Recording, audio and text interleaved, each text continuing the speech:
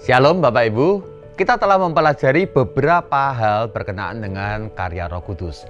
Hari ini kita akan masuk pada karunia membedakan roh.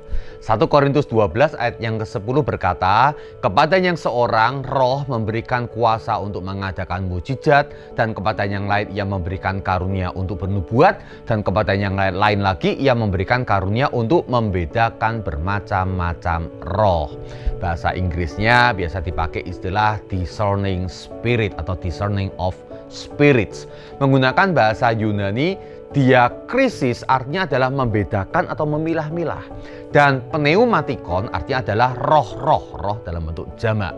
Ya, jadi saudara-saudara, ini membicarakan tentang kita tuh diberikan karunia atau kesanggupan daripada Allah untuk bisa memilah-milah, untuk bisa membeda-bedakan roh-roh yang ada di dunia ini.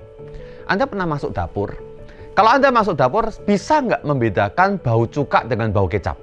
Wah, Pak David, kalau bau kecap, bau cuka ditutup mata aja langsung tahu. Ini namanya bisa membedakan bau cuka dan bau kecap. Bisa membedakan bau daging segar dan bau daging busuk.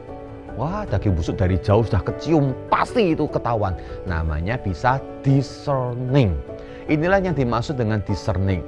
Sebuah pengenalan yang dalam, ya, sehingga Anda karena memahami dengan baik apa itu kecap, apa itu cuka, ya, berarti maka Anda bisa membedakan. Pernah Anda salah mengenali orang? Saya pikir tadi musuh David loh, ternyata kok musuh Biu. Apa artinya? Ya, artinya Anda tidak bisa membedakan. Padahal badannya jelas-jelas beda, tapi kok nggak bisa membedakan gitu kan ya. Ini namanya tidak punya pengenalan yang baik, sehingga tidak bisa membedakan roh. Salah. Nggak bisa membedakan muka orang ya. Muka musuh David sama musuh Biu. Semua orang dianggapnya musuh David ya. Muka model musuh Biu dianggapnya musuh David juga. Apa artinya? Anda tidak punya pengenalan ya tentang penampilan atau muka daripada orang. Ini artinya karunia membedakan roh. Saudara-saudara, Tuhan memberikan kita saudara-saudara karunia untuk mengerti sebuah pekerjaan atau sebuah situasi itu adalah karya Roh Kudus di belakangnya, itu adalah karya Allah di belakang peristiwa itu, atau justru karya daripada roh-roh yang lain. Membedakan roh ini sangat penting. Saya akan bacakan beberapa ayat buat Anda untuk mengerti bahwa Alkitab sangat serius untuk kita bisa membedakan roh ini. 1 Timotius 4 ayat yang pertama sampai yang kedua berkata demikian. Tetapi roh dengan tegas mengatakan bahwa di waktu-waktu kemudian ada orang yang akan murtad lalu mengikuti roh-roh penyesat dan ajaran setan-setan oleh tipu daya pendusta-pendusta yang hati nuraninya memakai cap mereka. Apa artinya saudara-saudara? Di akhir zaman ini banyak orang yang akan dikasih inspirasi oleh setan. Ya, sehingga akhirnya mereka memberikan ajaran-ajaran yang palsu. Apa artinya palsu? Palsu itu mirip sama asli, tapi ternyata beda. Ya, kalau beda sama sekali ya kelihatan mereknya, warnanya beda ya kita namanya bukan niru ya, memang beda aja. Tapi barang palsu mirip. Yang inspirasikan tapi setan. Sehingga akhirnya mereka mengajar supaya orang-orang akhirnya tersesat.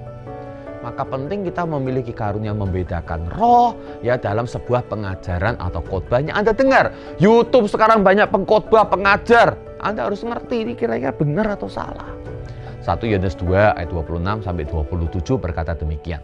Semua itu kutulis kepadamu, yaitu mengenai orang-orang yang berusaha menyesatkan kamu, sebab di dalam diri kamu tetap ada pengurapan yang telah kamu terima daripada Tuhan. Karena itu tidak perlu kamu diajar oleh orang lain, tetapi sebagaimana pengurapannya mengajar kamu tentang segala sesuatu dan pengajarannya itu benar tidak dusta, dan sebagaimana ia dahulu telah mengajar kamu, demikianlah hendaknya kamu tetap tinggal di dalam Dia. Apa artinya saudara-saudara? Artinya ketika Anda percaya kepada Tuhan, ada pengurapan sebagai anak Allah. Ada ingat kemarin bicara tentang eksosia, hak, wewenang sebagai anak Allah, dan pengurapan sebagai anak Allah itu akan memampukan kita untuk membedakan.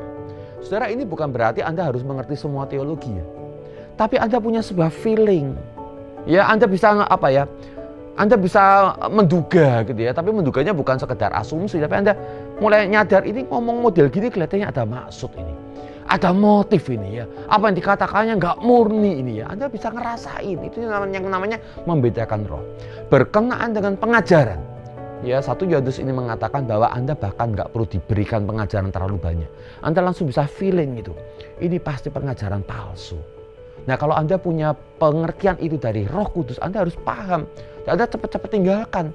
Jangan kemudian terpikat dengan cara ngajarnya, lalu semakin mendengarkan, semakin menikmati. Wah, betul-betul terpikat nanti ya. Berikutnya 1 Tesalonika 5 ayat 19 sampai 21. Dikatakan demikian, janganlah padamkan roh, janganlah anggap rendah nubuat-nubuat, ujilah segala sesuatu dan peganglah yang baik. Apa artinya? Bahwa pada masa itu saudara-saudara di Tesalonika, Paulus mendapati banyak roh-roh. Ya, nah, Paulus mengatakan jangan padamkan ya. Kalau kita punya Roh Kudus ya terus harus berkobar, karena di tengah-tengah kita ada banyak roh-roh dunianya sedang berusaha untuk bekerja. Mari kita kobarkan roh Allah. Lalu dia mengatakan akan banyak nubuatan-nubuatan di sekitar kita. Maka engkau harus memiliki yang namanya menguji roh-roh yang muncul di tengah-tengah pengajaran, di tengah-tengah dunia. Roh-roh yang muncul di tengah-tengah atas nama nubuatan, engkau harus bisa menguji. Saya saudara-saudara bersyukur ada banyak orang, dan saya selalu melakukannya setiap kali dalam sebuah pelayanan. Saudara-saudara, kita perlu uji lebih dahulu. Ini karena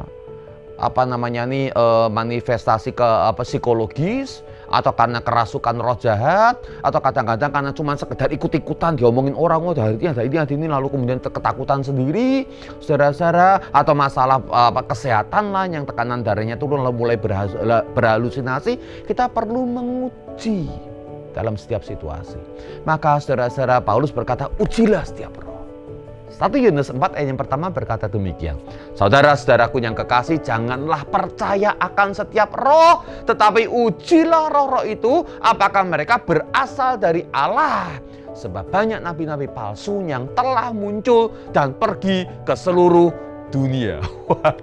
Rupanya ketika Tuhan mengutus para murid untuk pergi ke seluruh dunia kabarkan Injil, setan juga utus para hamba-hambanya ke seluruh dunia untuk sesatkan Injil Kristus. Dan Yohanes mengatakan yang sama dengan Paulus, ujilah setiap roh. Saudara, ini bukan ditujukan kepada para penatua, tapi kepada setiap jemaat.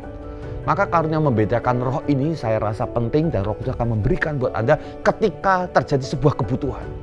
Anda harus peka sama Roh Kudus. Ya, Anda harus bisa membedakan ini benar atau ini salah. Berikutnya saudara-saudara, setiap pelayanan daripada pekerjaan Tuhan itu memang sering kali saudara-saudara ada yang namanya pekerjaan iblis yang memalsukan. Ya, Imamat 10 itu ayat yang pertama saudara-saudara itu biasa disebut sebagai api yang asing.